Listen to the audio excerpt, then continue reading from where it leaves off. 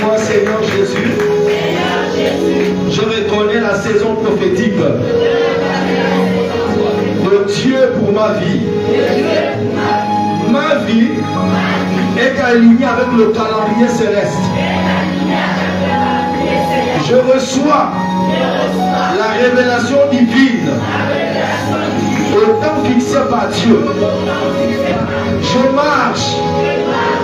marche dans la lumière, le mystère révélé par le Saint-Esprit pour ma vie, pour ma destinée, pour ma famille, pour mon travail, pour ma nation, dans le nom de Jésus. Merci Seigneur. Amen. Gloire soit rendue à Dieu. Assieds-toi royalement sur la tête de tes ennemis. Que Dieu vous bénisse. Alléluia. Léger moment, diminuez-moi votre ventilateur là. En fait, il fait plus de bruit et c'est que nos frères qui nous suivent souvent ont du mal. Amen. Alléluia. Amen. Gloire soit rendue à Dieu. Dis à ta soeur que la saison est bonne. La saison est bonne. Dis la saison est bonne. La saison est bonne. Alléluia. Amen. Ce matin, je parlerai de la saison. Vous savez, lorsqu'on parle de saison, la saison vient avec certaines obligations. Amen. On ne se comporte pas dans toutes les saisons. Si vous voulez, on n'a pas le même mode de fonctionnement. On n'a pas les mêmes habitudes. On n'a pas les mêmes comportements. Pour nos frères qui sont à l'Hexagone, ils savent qu'à l'été, ils ont un certain nombre d'accoutrements. C'est-à-dire la saison te pose les habits que tu dois porter. L'hiver aussi vient et te pose, n'est-ce pas, les vêtements que tu dois porter. Alléluia. Donc la saison a une certaine obligation. La saison t'impose une certaine manière de faire. Alléluia. Ce n'est pas que de nous-mêmes, frères et sœurs, lorsque nous sommes dans la saison, nous devons saisir d'abord la saison dans laquelle nous sommes. Et chez nous ici, on a majoritairement deux saisons. Amen. Et on a la petite saison de pluie, on a la grande saison de pluie, on a aussi la petite saison sèche, on a la grande saison sèche.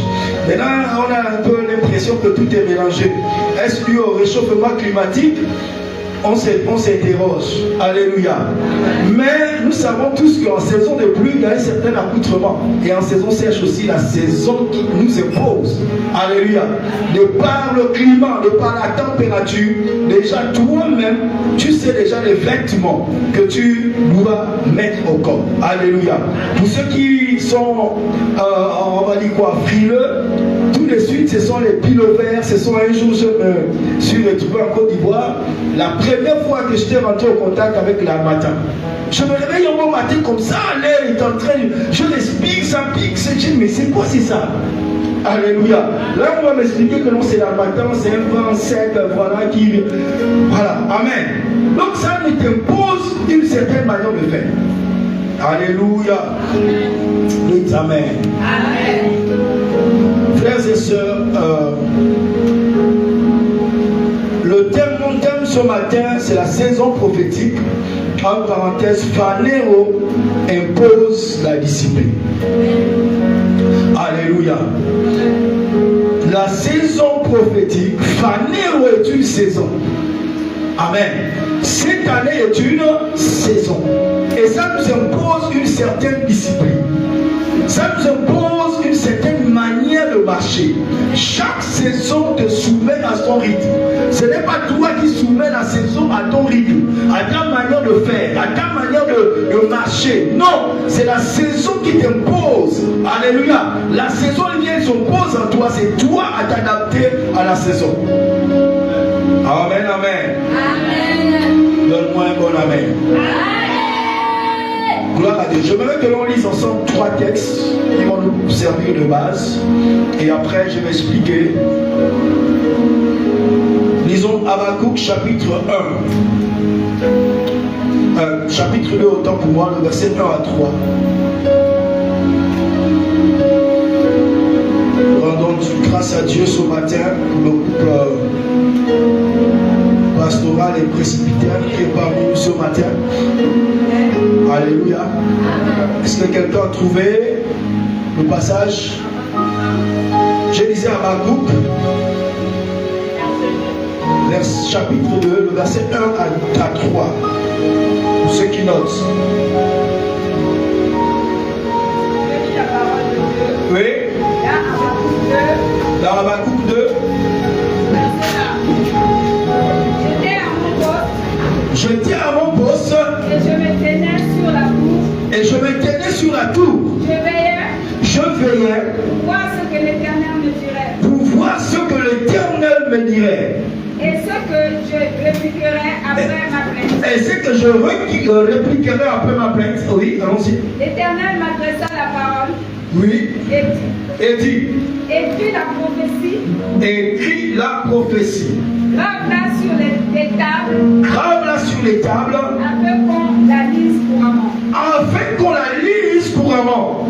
Car c'est une prophétie dont le temps est déjà fixé. Car c'est une prophétie dont le temps est déjà fixé. Elle marche vers son terme. Elle marche vers son terme. Et elle ne mentira pas. Et elle ne mentira pas. Si elle tarde, attends-la. Amen, amen. Amen. Alléluia. Amen. Gloire soit rendue à Dieu. Asseyons-nous. Prenons déjà Hébreux chapitre 12, le verset. Ouais. Notez seulement Hébreux chapitre 12, le verset 5 à 11. C'est une très longue lecture. Lisons ensemble 1 Corinthiens chapitre 14, le verset 32 à 33. 1 Corinthiens 14, le verset 32 à 33. Il est dit ceci. On lit ceci, les esprits de prophètes sont soumis aux prophètes. Car Dieu n'est pas un Dieu de désordre, mais de paix, comme dans toutes les églises des saints. Amen, amen. Car Dieu n'est pas un Dieu de désordre, mais un Dieu de paix. Frères et sœurs, nous sommes dans un temps prophétique où Dieu choisit de rendre visible ce qui est caché. Ici, je donne simplement la définition de Phanéro. Amen. Phanéro. Phanéro. Donc Dieu décide de rendre visible ce qui était invisible. Invisible à tout dans ta vie. Il y a des choses que Dieu a investies, alléluia, qui jusqu'à maintenant sont invisibles. Ce n'est pas parce que c'est invisible que ça n'existe pas. Alléluia. Ça existe. C'est une saison de Phanéro, un moment où Dieu manifeste sa volonté, sa gloire, son appel. Alléluia. Amen. Il y a la volonté de Dieu, il y a la gloire de Dieu, il y a son appel. Son appel, le plus souvent nous confondons lorsqu'on parle de l'appel. Frères et sœurs, l'appel peut être à plusieurs niveaux. Alléluia.